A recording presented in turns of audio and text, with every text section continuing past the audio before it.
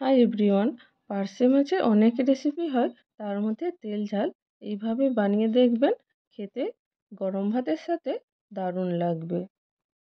মাছগুলিকে ভালোভাবে ধুয়ে নুন, হলুদ, লঙ্কা গুঁড়ো দিয়ে ভালোভাবে মিশিয়ে নিলাম। মেশানোর সময় নুনের পরিমাণটা কম দেবেন, এটি যেহেতু সামুদ্রিক মাছ, টেস্টি মাছ, তাই নুনের পরিমাণ কম দেবেন, অনেক সময় নুন বেশি হয়ে যায়।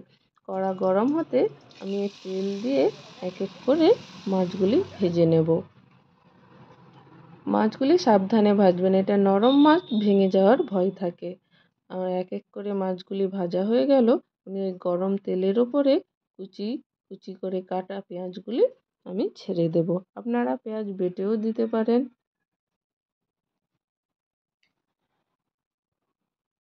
পেঁয়াজটা হালকা কালার হলে ওতে হালকা জল দিয়ে আদা রসুন বাটা, হলুদ গুঁড়ো, লঙ্কা গুঁড়ো, ধনে পাতা আমি এখানে এই সময় দিয়ে দিচ্ছি, আপনারা পরেও দিতে পারেন। জিরে ধনে গুঁড়ো দিয়ে ভালোভাবে কষে নেবেন। কষা হয়ে গেলে জল দিয়ে মাছগুলি ছেড়ে দেব।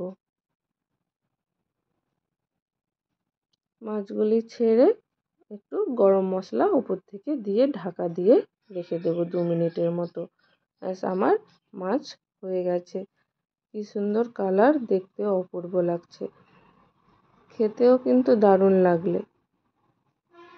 কেমন হয়েছে আমার রেসিপিটি কমেন্টে জানাবেন। ভালো লাগলে আমার চ্যানেলটিকে সাবস্ক্রাইব করে দেবেন, বন্ধুদের সাথে শেয়ার করে দেবেন।